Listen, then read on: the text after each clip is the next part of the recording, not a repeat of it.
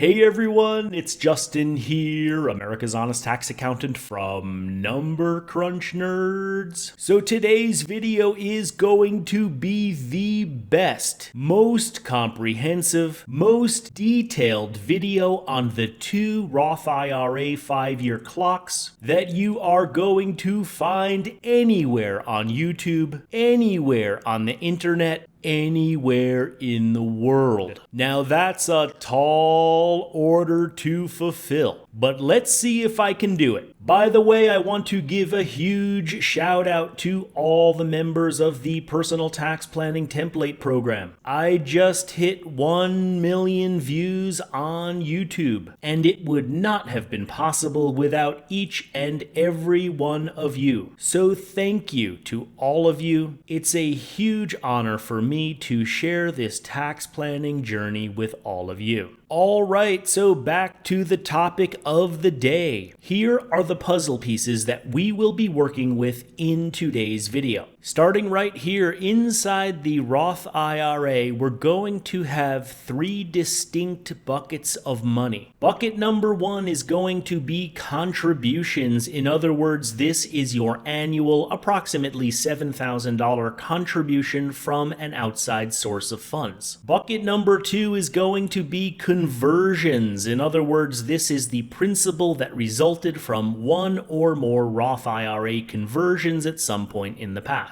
And then finally, bucket number 3 is going to be earnings. This is the investment return on either contribution or conversion principal. Then going over here, we're going to have 4 specific rules that we will be working with. The first rule is 5-year clock number 1. This clock relates specifically to earnings. So clock number 1 right here will be specifically related to this bucket of money within the Roth IRA. The second rule is going to be 5-year clock number 2. This clock relates specifically to conversions. So clock number 2 right here will relate specifically to this bucket of money within the Roth IRA. Rule number 3 will relate to whether you are over or under the age of 59 and a half. And then rule number 4 will be statutory exceptions. This relates to specific carve-outs within the law that will allow you to take distributions from Roth IRAs, and if these statutory exceptions are met, those distributions could be either tax-free or penalty-free or both. We will also have one additional rule, which I will call the fundamental rule of Roth IRAs. And the fundamental rule is that contributions, in other words, this bucket of money right up here, contributions to a Roth IRA can be withdrawn anytime tax-free and penalty-free. When it comes to contributions, it doesn't matter your age, it doesn't matter how long the Roth IRA has been open, and it doesn't matter what you are taking the distributions for. The money you put into a Roth IRA in the form of contributions can be withdrawn anytime, tax-free, penalty-free, and for any purpose. That's the fundamental rule, and that makes the contribution bucket of money very easy. For the entire bucket of money contained within the Roth IRA that constitutes contributions, we simply apply the fundamental rule each and every time. Now, let's get tricky. When it comes to earnings inside of a Roth IRA, we're going to break the analysis down into 2 categories. Category number 1 is going to be avoiding tax, in other words, at your marginal rate. And category number 2 is going to be avoiding penalty, i.e. this is the 10% early distribution penalty that you all have heard of. With respect to avoiding tax on the distribution of earnings from within the Roth IRA, you must meet the following requirements. If you are over here under age 59 and a half, you must satisfy 5-year clock number 1, and you must satisfy one of the statutory exceptions that applies to tax specifically. Alternatively, if you are over here, age 59 and a half or older, then the only thing you have to satisfy with respect to avoiding tax on the distribution of earnings is 5-year clock number 1.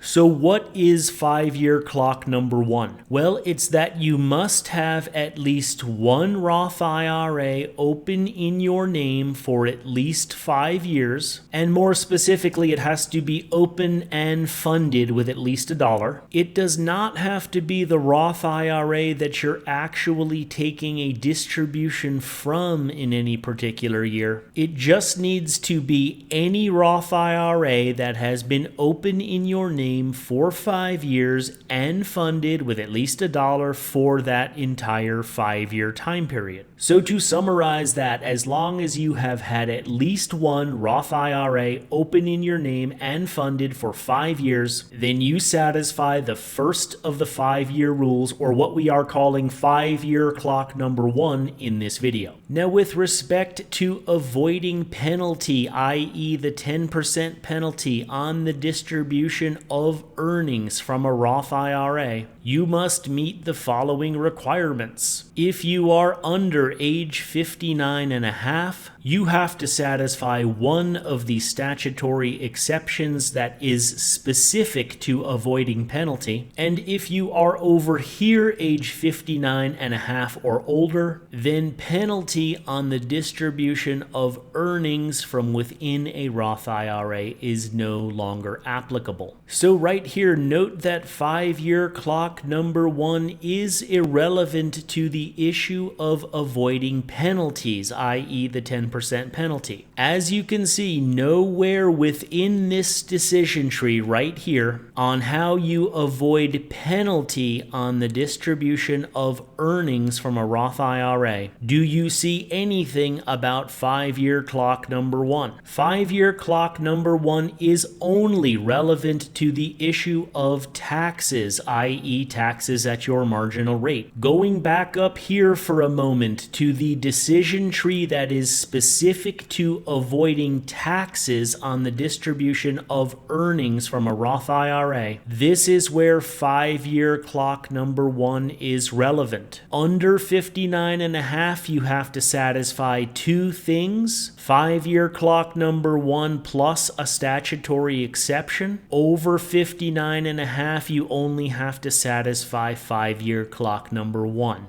Going back down here, the issue of penalties is exclusively related to your age and statutory exceptions. Under 59 and a half, you have to meet a statutory exception. Over 59 and a half, the issue of penalties on the distribution of earnings is no longer applicable. Let's go to pop quiz number 1. Okay, question number 1. Fred is 40 years old and he has had a Roth IRA open for 4 years. The account contains $15,000 in contributions and $4,000 in earnings. Fred decides to withdraw $10,000 for a down payment on a new car. What taxes and penalties will be incurred on this distribution? Let's go to the back row. And the answer is none. No taxes or penalties will be incurred on this distribution. Why is that? Because of the fundamental rule. Contributions to a Roth IRA can be withdrawn anytime, tax-free and penalty-free, regardless of age, regardless of how long the account has been open, and regardless of the purpose for which the funds will be used. So we have to ask, is there at least $10,000, i.e. the $10,000 that he wants to distribute for the down payment? Is there at least $10,000 of contributions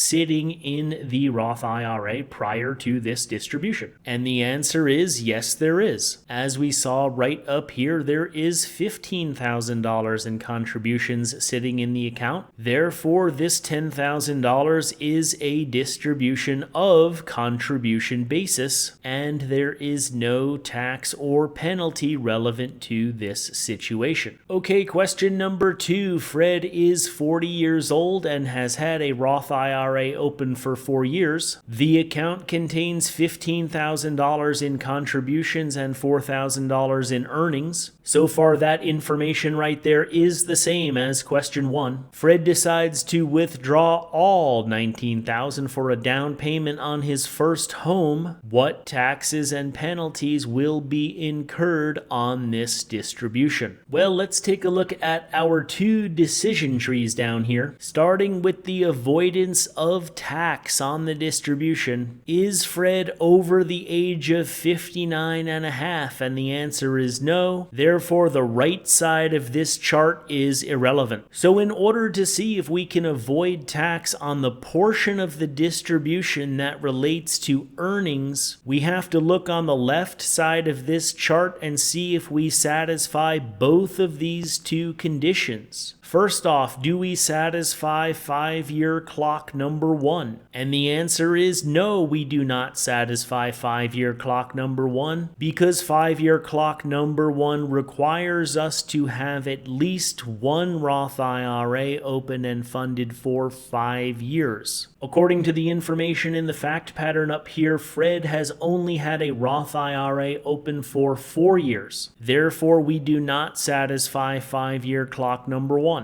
Okay, now what about statutory exceptions specific to the avoidance of tax? Well, if you recall, we don't even need to check if there is a statutory exception to the avoidance of tax in this particular situation. Why? Because Fred has already failed 5-year clock number 1. Remember, you have to satisfy both of these conditions right here if you are under age 59 and a half in order to avoid tax on the distribution of earnings. Fred does not satisfy one of these conditions already. That makes the second condition a moot point, and so based on the results of this decision tree, Fred will not be able to avoid tax on the $4,000 of the distribution that relates to earnings right here. Okay, now what about avoiding penalty? Let's go to this decision tree. Is Fred over 59 and a half? The answer is no, therefore this side of the decision tree is irrelevant. So with respect to avoiding penalty on the $4,000 portion of the distribution that relates to earnings, we are working on this side of the decision tree, and in this case we do need to check if there is a statutory exception if we want to avoid penalty on that $4,000. And just as a reminder, remember that 5-year clock number 1 only applies to the avoidance of tax. It does not apply to the avoidance of penalty right here. Okay, now I'm going to throw a double wrinkle at you, and that is that the statutory exceptions regarding avoiding tax and regarding avoiding penalty are not the same. There is overlap regarding the statutory exceptions that apply to penalties and those that apply to taxes, but there are more penalty exceptions than there are tax exceptions. Let's go down here to this list of exceptions, which I am going to borrow from Schwab.com. We are right here on the age 59 and a half and under tab, right over here on the left side of this chart, and we are going to be using this chart on several occasions, so let's just familiarize ourselves with it. On the left side right here are the statutory exceptions to the 10% penalty, and on the right side over here are the statutory exceptions to tax at your marginal rate. If I scroll down a little bit, you can see that what I just said holds true. There are far more possible exceptions to the 10% penalty over here than there are to the avoidance of tax over here. Now, relevant to the situation at hand, you may be able to avoid penalties, but not necessarily taxes, in the following situations, and the one that is relevant to this fact pattern is you use the distribution up to a $10,000 lifetime maximum to pay for a first-time home purchase. So going all the way back up to the fact pattern, it says Fred decides to withdraw all $19,000 for a down payment on his first home. So with all of that in mind, what are the taxes and penalties that will be incurred by Fred on his distribution of $19,000 to purchase his first home? Let's go to the back row. So regarding taxes, the back row says Fred failed 5-year clock number 1, so he will be subject to taxes on the full $19,000 distribution. And with respect to penalties, Fred gets a $10,000 statutory exception as a first-time homebuyer, so he will only incur the 10% penalty on $19,000 total distribution less $10,000 exception equals $9,000. Now let's go over here to the front row. The front row is saying that with respect to taxes, $4,000 of the distribution will be subject to tax, and with respect to penalties, no penalties will be due because of the statutory exception. So who is correct? We have the back row with taxes on the full $19,000 here, plus 10% penalty on $9,000, which is the difference between the total distribution and the $10,000 statutory exception. Front row is saying that only $4,000 of the distribution will be subject to tax, and that $0 of the distribution will be subject to penalty. So the question again is, who is correct? And the answer is the front row is correct, obviously. Now, why is that? Why is the front row correct in this situation? Well, what rule did the back row forget to apply? And the answer is the fundamental rule of Roth IRAs. The $19,000 distribution consists of $15,000 contribution basis and another $4,000 of earnings.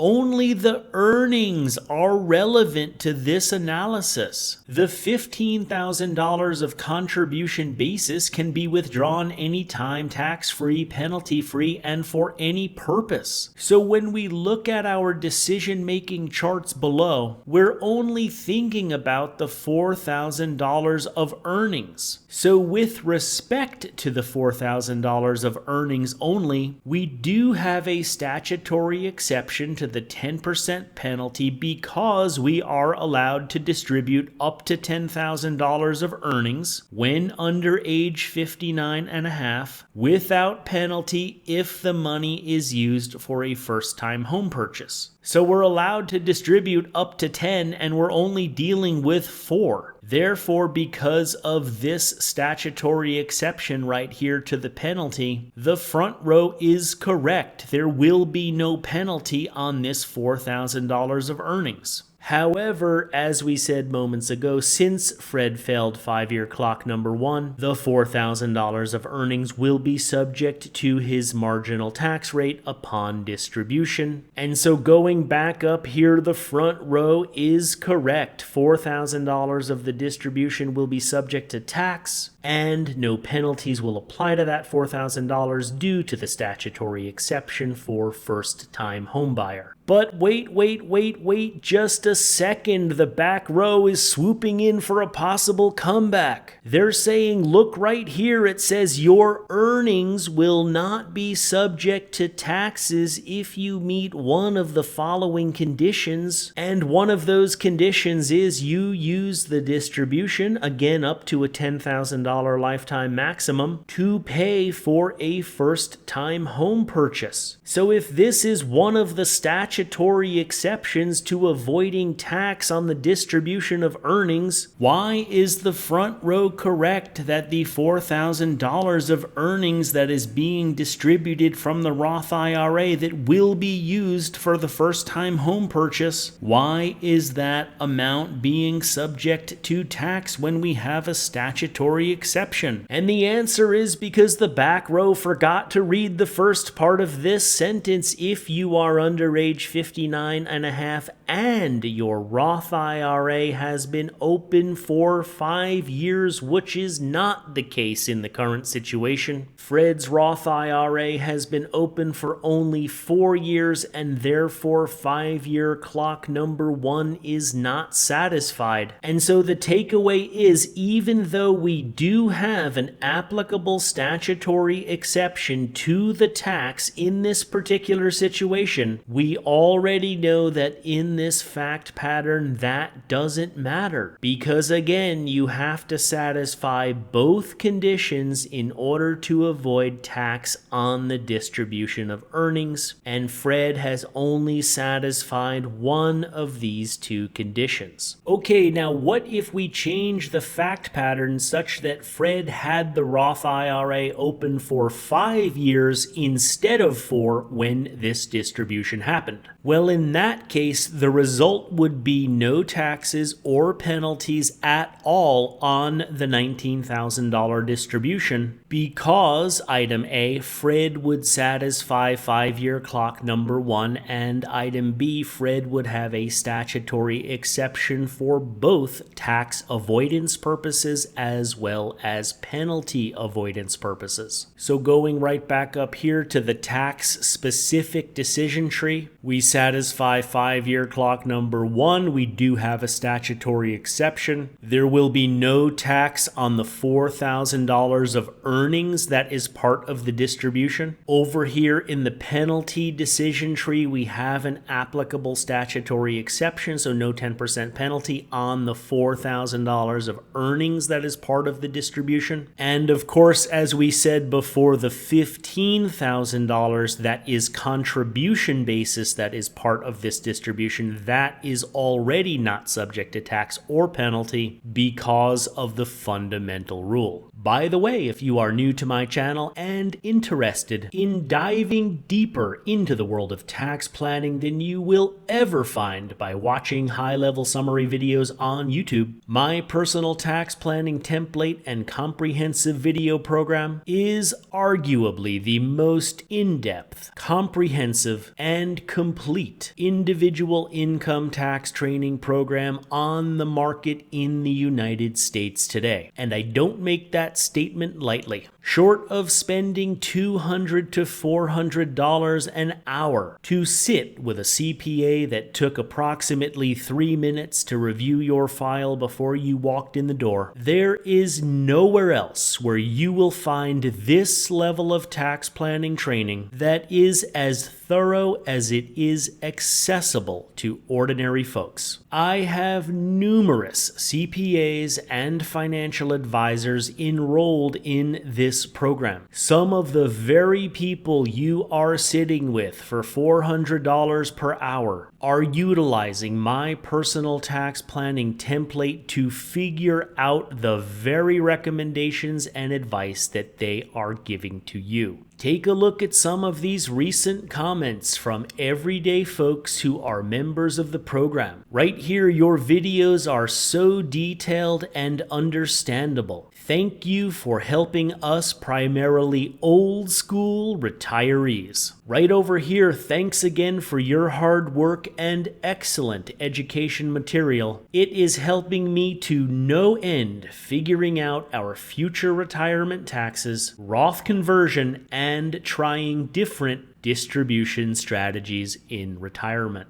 Right down here, you are providing a great service and value with the Personal Tax Planning Template Program. And right over here, just an update on our journey with the Personal Tax Planning Template Package. We have learned a lot about taxes, Excel, Roth conversion planning, and tax planning from your videos and Personal Tax Planning Template Package. The Personal Tax Planning Template Package is what we have been looking for a while. The Personal Tax Planning Template is about much more than simply discussing tax planning. It's about actually mapping out a lifetime tax plan in numbers so you can identify where thousands, even tens of thousands of dollars or more in tax savings are just waiting to be identified. You will never figure out your comprehensive tax plan in words. There are far too many moving parts inside of the United States tax code. Proper tax planning can only be accomplished by laying out in numbers, number one, where you are today, number two, where you will be in retirement without any tax planning steps, number three, where you could be in retirement if you implemented appropriate tax planning, and then finally, number four, what tax planning steps it will take to get there. Lifetime access to the Personal Tax Planning Template program is available for a one-time access fee at the link in the description below this video. Many Americans will pay tens of thousands to hundreds of thousands of dollars more in taxes over the course of their lives versus their neighbors with similar facts and circumstances. And the beauty of it is, and the very thing that the United States government counts on in order to fill up the coffers, is that you will never know. Why? Why will you never know?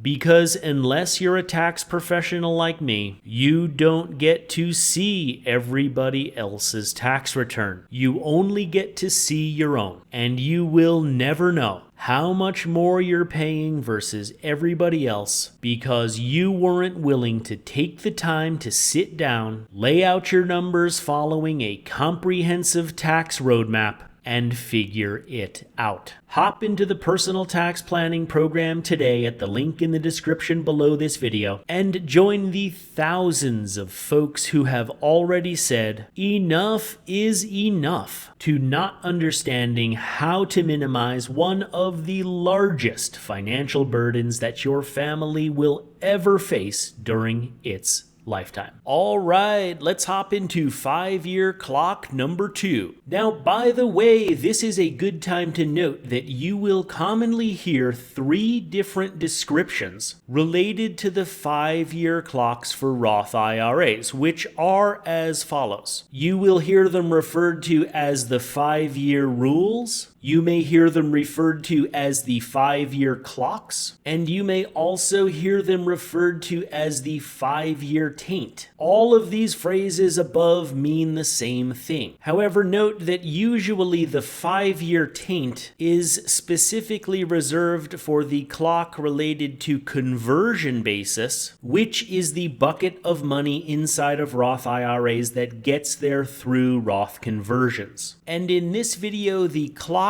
related to conversion basis, I'm calling that 5-year clock number 2 right over here. Another quick note, you may hear the words principal or basis used interchangeably in discussion of this topic. For example, if someone says contribution basis or contribution principal with respect to Roth IRAs, they simply mean the money that went into the Roth IRA through a contribution. If they say conversion basis or conversion principal, they are just referring to the money that got into the Roth IRA through conversions. Now, I'm going to throw a multi-part wrinkle at you, and that wrinkle is that there isn't just one 5-year clock related to conversions. There are as many 5-year clocks as there needs to be. Each Roth IRA conversion gets tainted with its own 5-year clock. For example, if you do a Roth IRA conversion on April the 30th, 2025, that gets a 5-year clock attached to it. If you do a Roth IRA conversion on May the 31st, 2026, that gets a separate 5-year clock attached to it. Now here's the key, and this is probably the largest point of confusion out there when it comes to the 5-year clocks, so pay close attention. The 5-year taint, or 5-year clock number 2, as I'm calling it in this video, no longer matters after you turn age 59 and a half. Let's do an example. You do a Roth IRA conversion on the day you turn 57 and a half. How much 5-year clock does this conversion really get tainted with? And the answer is 2 years. Make sure you follow that. Yes, you did a Roth IRA conversion. Yes, it gets tainted with a 5-year clock. But because you did the conversion when you were 57 and a half, that 5-year clock is really just a 2-year clock, because after you hit age 59 and a half, the 5-year taint is no longer applicable. Question 2, this should be a layup. You do a Roth IRA conversion on the day you turn 58 and a half. How much 5-year clock does this conversion really get tainted with? And the answer you should have come up with is 1 year. Question number 3, we're doing the easy ones before we get to the pop quiz. You do a Roth IRA conversion on the day you turn 60. How much 5-year clock does this conversion really get tainted with? And the answer is none. No 5-year taint is applicable. Why? Because the 5-year clock number 2 doesn't matter after you turn 59 and a half. Okay, now why does 5-year clock number 2 stop at age 59 and a half? Well, let's do an example. This right here is Jane. And Jane wants to pick up one of the new Cyber trucks. She wants it to be a pink one. Why does she want that? I have absolutely no idea, but that's what she wants. However, Jane is a little bit short on cash flow right now, but she does have a $75,000 balance in her traditional IRA. Now, Jane needs a $20,000 down payment to pick up the Cybertruck, but she knows that if she pulls the money out of her traditional IRA, she's going to get hit with the 10% early distribution penalty. Remember, we're talking about a traditional IRA right here, not a Roth IRA. So there would be a 10% early distribution penalty on both the principal and the earnings. And so therefore the makeup of the $75,000, whether it's principal or earnings, doesn't matter. So Jane gets wise. She says, hey, wait a minute, I know about the fundamental rule related to Roth IRAs, where I can withdraw my basis or principal tax-free, penalty-free at any age for any reason. So what I'm gonna do is just convert. Let's say I'm gonna convert $30,000 over to Roth. I'll withhold $10,000 to cover the taxes on the conversion. Then there will be $20,000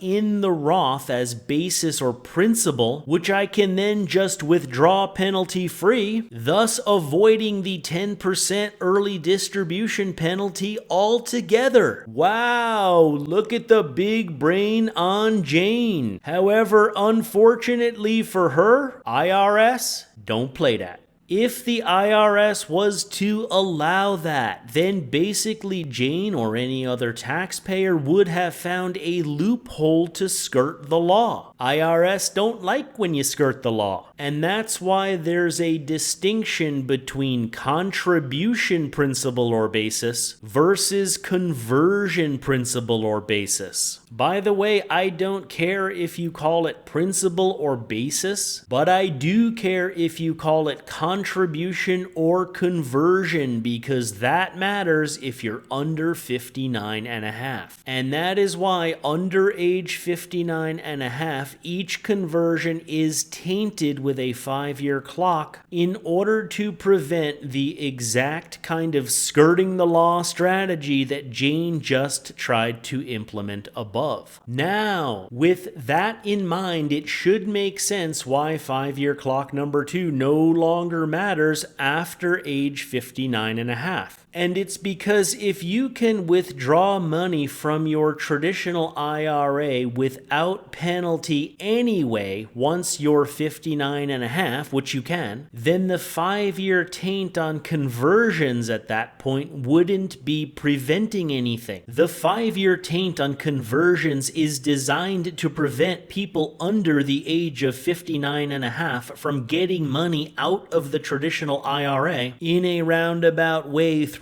the use of conversions without paying the 10% penalty, which is what Jane thought she was going to get away with above. But when you're over 59 and a half and you don't have to pay the 10% penalty anyway on a traditional IRA distribution, then the 5-year taint on conversion basis in Roth IRAs becomes meaningless. Let's go to the pop quiz for 5-year clock number 2. Okay, question number 1. Fred is 40 years old and has had a Roth IRA open for 5 years. The account contains $23,000 in contributions, $15,000 in conversions, and $12,000 in earnings. Note that the conversion of $15,000 occurred all in one transaction exactly 3 years ago. Also note that the $23,000 plus $15,000 plus $12,000 adds up to $50,000 total. Now Fred decides to take a distribution of $50,000 which will be used as follows. $10,000 will be used for a first home purchase. $13,000 will be used for a down payment on a car. $27,000 will be related to a combination of expenses for 1, qualified education, and 2, a qualifying federal disaster. And so the question is, what taxes and penalties will be incurred on this $50,000 distribution? Well, let's go ahead and plan this thing out. So the first thing we're going to do is grab our handy dandy list of statutory exceptions to taxes and penalties when we are under age 59 and a half, which is what applies to Fred in this fact pattern. By the way, I think I just noticed some potential wording issues here on this Charles Schwab list of statutory exceptions to both the tax on this side as well as the penalties over on this side. I think those possible wording issues warrant some additional discussion, which we are going to do right over here in this new Super Nerd Calc tab, and we will get to that in just a few minutes. But right now, let's continue with Clock 2 Pop Quiz. Okay, so now we have our list of statutory exceptions to the penalty right over here, and we have our list of statutory exceptions to the tax right over here. Let's take a look at these specific items right here with the yellow arrows. We already know about this one, $10,000 to pay for a first-time home purchase. Another statutory exception to the 10% penalty is if you use the distribution to pay for qualified education expenses.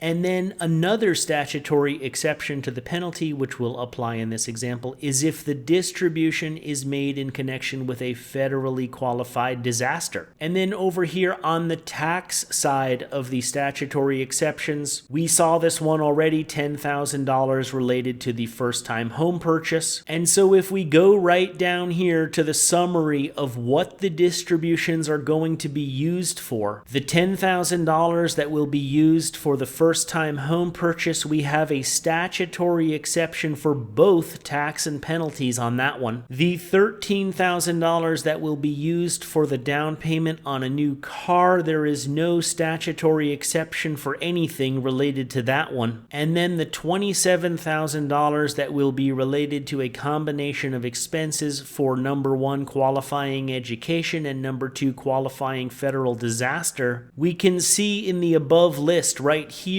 as well as right over here that we do have a statutory exception to the penalties, but we can see right over here on the tax side that we do not have any statutory exception on that one related to the tax itself. Now, one other thing we need to talk about in this example, there's a required order in which distributions from a Roth IRA are deemed to occur. This is called an ordering rule, and it goes as follows. The first item deemed to be distributed out of a Roth IRA is your contributions. Then number 2 is going to be your conversions. And then finally, number 3 is going to be your earnings. So in other words, when we start analyzing the $50,000 that is coming out of the Roth IRA in this example, going back up here to the fact pattern, the $23,000 in contributions contributions will be the first bucket of money deemed to come out of the Roth. Then the $15,000 in contribution basis will be the second bucket of money deemed to come out of the Roth. And then the $12,000 in earnings right here will be the final bucket of money deemed to come out of the Roth. Okay, now, even though there is an ordering rule for how the money itself, how the three buckets of money come out of the Roth IRA, there is no ordering rule with respect to what expenses that money is being used for, or for what purposes you are applying that distributed money against. Just to make that part perfectly clear, right here we have three different uses for which the money coming out of the Roth IRA is going to be used. We have the first-time home purchase, we have the down payment on the car, and we have these qualifying education and federal disaster expenses. But there's no ordering rule that says the money has to be used against, for example, this one first, and then this one second, and then this one third. We have the discretion to basically say that the first bucket of money coming out of the Roth IRA, which is going to be contributions, that we're going to say is going to apply to either this one or this one or this one, just depending on what the best result would be. Then we will do the same thing with the second bucket of money, and then we will do the same thing with the third bucket of money. In other words, the first bucket of money required to be distributed in this example is the contribution basis of $23,000. But if we applied some of that against the first-time homebuyer expenses, for example, that wouldn't really make sense, would it? And the reason it wouldn't make sense is because there are other statutory exceptions that are specifically allocable to the expenses related to the first-time homebuyer. So in our fact pattern above, we would want to apply the distributed contribution basis, which, as I've harped on quite a few times, we know can come out of the Roth IRA tax and penalty free at any age for any purpose. We would want to use that distributed contribution basis against whatever expenses have no statutory exceptions applicable to them, which in this case is going to be the car down payment. So of the $23,000 distribution of contribution basis, we're going to say that $13,000 is going to be applied against the car down payment, because of course we are free to pull this $23,000 out for any reason, including a non-qualifying reason like a car down payment. And so after we apply $13,000 of it against that leaves $10,000 of contribution basis remaining for us to apply against something else. Okay, so that was applying the first bucket of distribution, which is the contribution basis, against an expense for which there is no statutory exception, i.e. the car down payment. And so next up, after applying that distribution of contribution basis to items that had no statutory exceptions, we would then want to apply it against expenses with the fewest statutory exceptions, which in this case is going to be the qualifying education and qualifying disaster expenses, since those items can only avoid penalty by statute, whereas the first-time homebuyer expenses can avoid both tax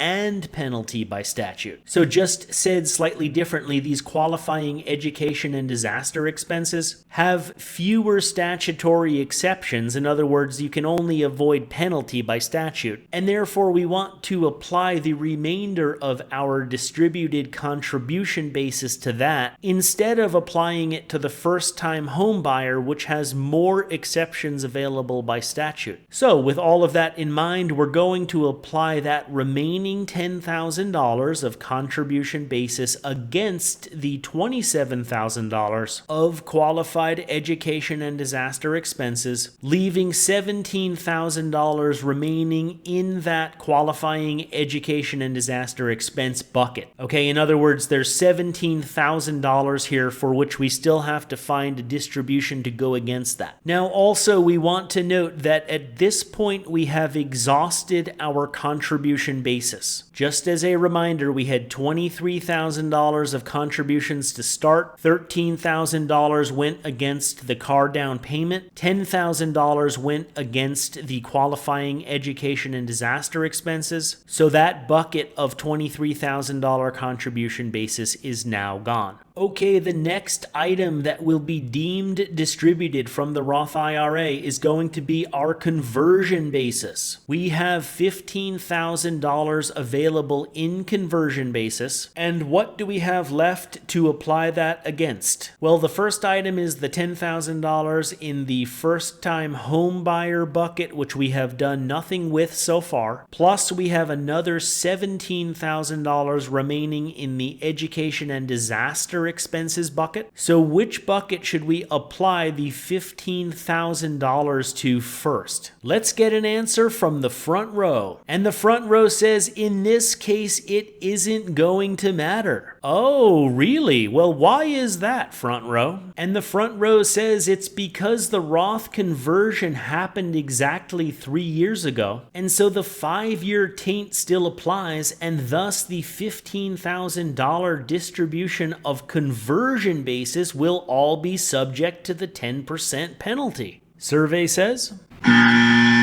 this is not a correct statement made by the front row for this fact pattern. Why? Why is that not a correct statement? Pay attention now, because this is where a lot of people go wrong. Statutory exceptions shelter conversion basis from the 10% penalty. Both the qualified education expenses and the qualified disaster expenses are statutory exceptions to the 10% penalty. Now, just so everybody is clear before we finish up the example, how do we know that statutory exceptions shelter conversion basis from penalty? Well, think back to the entire point of the 5-year taint on conversion basis. It's to prevent folks under the age of 59 and a half from attempting to skirt the 10% penalty by doing a Roth conversion. But we've already established that if there's nothing to skirt, for example, if you're already over 59 and a half, and therefore the 10% penalty doesn't apply anyway, then the 5-year taint is a moot point. Well, there's nothing to skirt when it comes to the statutory exceptions either. You can withdraw up to $10,000 to be used for the purchase of a first home, penalty-free from a traditional IRA as well as a Roth IRA when under age 59 and a half. So if you can withdraw the $10,000 penalty-free from a traditional IRA anyway, then the 5-year taint on distributions of conversion basis from a Roth IRA becomes a moot point if that's what the money is being used for. The same equivalence is true for qualifying education and qualifying disaster expenses too. These are exceptions to the 10% penalty for both traditional IRA and Roth IRA purposes. So now the question becomes, should we apply the $15,000 conversion basis like this right here in option 1? All of the $15,000 goes against the $17,000 of education and disaster expenses, and that would leave $2,000 of education and disaster expenses left, plus $10,000 of the first-time home buyer expenses left. Or should we do it like this this over here in option 2, remember we're talking about applying this $15,000 of conversion basis. Should it be applied $10,000 against the first-time home buyer expenses and then another $5,000 against the education and disaster expenses, in this case leaving $12,000 of education and disaster expenses left, plus $0 of the first-time homebuyer expenses? What's it going to be? Let's go to the back row for an answer. And the back row has decided that we're going to go with this one right over here. This is the one where all $15,000 was applied against the education and disaster expenses, leaving $2,000 remaining in that bucket, plus another $10,000 remaining in first-time homebuyer. And the back row is going with this one because while the answer doesn't matter with respect to the conversion basis specifically, since, as we said, the entire $15,000 avoids penalty through statutory exceptions, what remains for the final component of the distribution following the ordering rules is going to be $12,000 of earnings. Earnings is potentially subject to both taxes and the 10% penalty. So when we're deciding between these two buckets to apply the earnings against, let's remember that the education and disaster expenses only have a statutory exception for penalty, whereas the first-time home buyer has statutory exceptions for both taxes and penalty. So if we go with this option right here, now let's be clear, this is the option not recommended by the back row. Let's quickly double check that in option 2. This is where we took the $15,000 of conversion basis, we applied it against $10,000 for first-time home buyer and $5,000 of the education and disaster expenses, leaving a remaining $12,000 of education and disaster expenses for which the earnings would have to go against. So back down here, if we did this option right here, the full $12,000 of the earnings going against the education and disaster expenses with 0 going against first-time home buyer, then over here on the decision tree for avoiding tax, we have satisfied the 5-year clock in this example. Remember, right here going all the way back up to the top of the fact pattern, we said for this particular example, the Roth IRA is open for 5 years. So again, back down here, we do satisfy 5-year clock number 1, but we do not have a statutory exception to avoid tax related to qualifying education and disaster expenses, which means that the full $12,000 of earnings that is part of this distribution will be subject to tax at our marginal rate. Over here in the penalty distribution tree, we do have a statutory exception for education and disaster expenses, and therefore none of the $12,000 will be subject to penalty. So the result of this scenario, which was option 2 above, which the back row is not recommending, is that our $12,000 of earnings will be subject to tax at the marginal rate. However, if we go down here further to this option, this is the option that the back row is recommending. This is the option where the $15,000 of conversion basis went against the education and disaster expenses, leaving $2,000 in that bucket plus $10,000 in the first-time home buyer. So now if we apply our $12,000 of earnings against these two buckets right here, well, let's start off with the penalty decision tree this time. This is the easy one. We do have statutory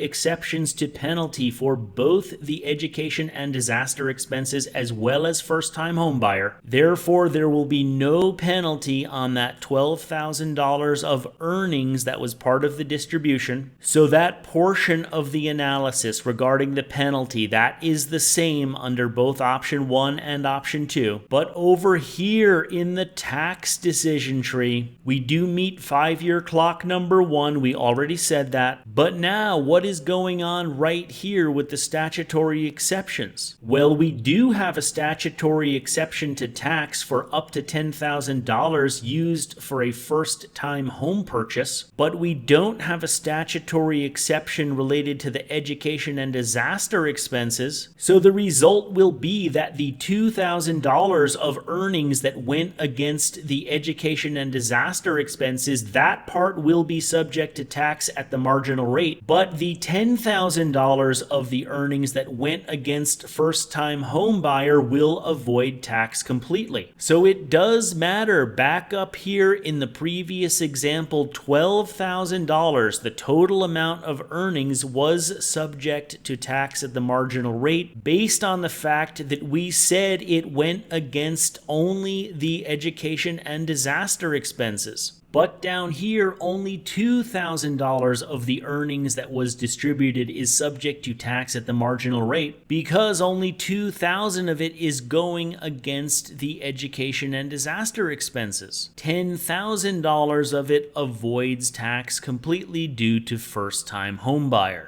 Alright, now we're gonna hop into the super nerd analysis real quick. This is for the real nerds who want to make sure that they don't get confused because you're gonna see language about this topic written in so many different ways and it can confuse the daylights out of everybody. Specifically, I want to talk about this paragraph, this entire section actually right here from this Schwab list on the statutory exceptions to penalties and taxes. So remember now that on the left side we have the penalty exceptions, but look at what this language says. If you take a distribution of Roth IRA earnings before you reach 59.5 and before the account is 5 years old. So let's stop reading right there for a moment, go down to our decision trees and see where we are. So it says under 59.5, so we are on this side right here. It also says before your account is 5 years old, which means we do not satisfy 5-year clock number 1. Going back over here, it says the earnings may be subject to tax and penalties. Okay, let's stop again. I'm going to reread that part of the sentence, but I'm going to leave off these two words and penalties. I'm just going to read the rest of it. The earnings may be subject to taxes. Okay, hold on a second now. Let's go over to our avoiding tax decision tree. We already know we're on this side of the chart. We already know that 5-year clock number 1 is not satisfied. Let's read this again. The earnings may be subject to taxes. What are you talking about, maybe? If you are under 59.5 years old, distributions of earnings from a Roth IRA will be, not maybe, will be, subject to tax unless you meet these two criteria right here. Already presented in the previous part of the sentence is that the account is not 5 years old. We do not meet this 5-year clock right here. Therefore, the earnings coming out of a Roth IRA will be, not maybe, will be subject to taxes. Now let's read the last sentence here and see how the author of this paragraph backs out of what they just said. You may be able to avoid penalties but not taxes in the following situations. How ridiculous is that wording? The earnings may be subject to taxes. Oh, and by the way, you may be able to avoid it, but not the taxes. So it basically says the earnings might be subject to taxes, oh, but then you can't avoid the taxes. So actually, it's not maybe, it's will be. There's no reason to say it may be subject to taxes, but then you can't avoid the taxes. So going back over here to our decision tree, if we are under 59.5 and the first 5-year clock has not been satisfied, earnings coming out of the Roth IRA will be subject to tax tax because you have not met both of these criteria. But now going back over here, it gets even worse. Let's read this again starting right here, and I'm going to skip a few words along the way. If you take a distribution of Roth IRA earnings before the account is 5 years old, the earnings may be subject to penalties. Wait a minute, what? Let's go down here to our decision tree for avoiding penalties. Where is 5-year clock number 1 located in this decision tree? And the answer is 5-year clock number 1 is not located anywhere in this decision tree. 5-year clock number 1, in other words, the need to have at least one Roth IRA open in your name for 5 years, has absolutely nothing to do with the avoidance of penalty on the distribution of earnings out of a Roth IRA. The requirement to have at least one Roth IRA open and funded in your name for 5 years has nothing to do with penalty avoidance on the distribution of earnings today. It has nothing to do with penalty avoidance on the distribution of earnings tomorrow. It has nothing to do with penalty avoidance on the distribution of earnings ever. Who in the heck wrote this paragraph right here?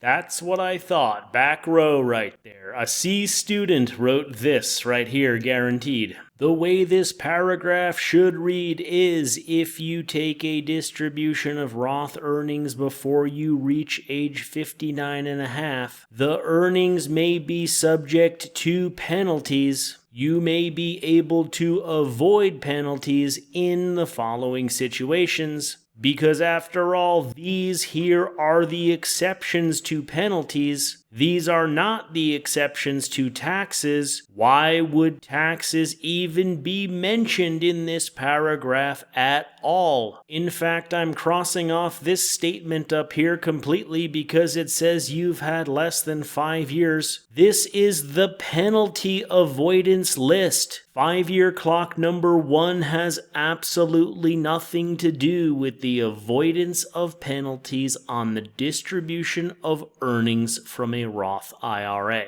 Alright, so for members of the Personal Tax Planning Template and Training Program, keep an eye out this week for several videos that will be posted in the members area regarding advanced 5-year clock strategies as well as 529 to Roth IRA rollovers. By the way, while I was making this video, I received this review from a new member in my inbox. Right here it says, "I love your videos, I love your delivery style and great explanations. As an accountant for 45 years, I appreciate good teaching, and I always like to learn more as I head into retirement, so your videos are much appreciated." I mentioned earlier in the video, I have numerous CPAs and financial advisors in this program. This particular individual right here looks like she's transitioning out of her career years into retirement, but I have to say that a compliment like this from a fellow accountant is much appreciated, so thank you. Lifetime access to the Personal Tax Planning Template program is available for a one-time purchase fee in the link in the description below this video. If you're a person who is retired or ever planning to retire, rest assured that overlooking tax-efficient retirement planning is exactly what the government of the United States is counting on, because they're going to take large amounts of your family's money away in the form of RMDs. And the beauty of it is, you're never even going to know. Why? Because unless you understand how they take it away, you'll never be able to implement the steps to minimize it. Think about it. How do most Americans get their RMD for the year? Simple, they ask their broker what it is. That's it. Then they go sit down and watch reruns of Wheel of Fortune with a mimosa in one hand and a fuzzy poodle in the other, having absolutely no idea how much of their family's money was just taken away unnecessarily because they never took the time to learn anything.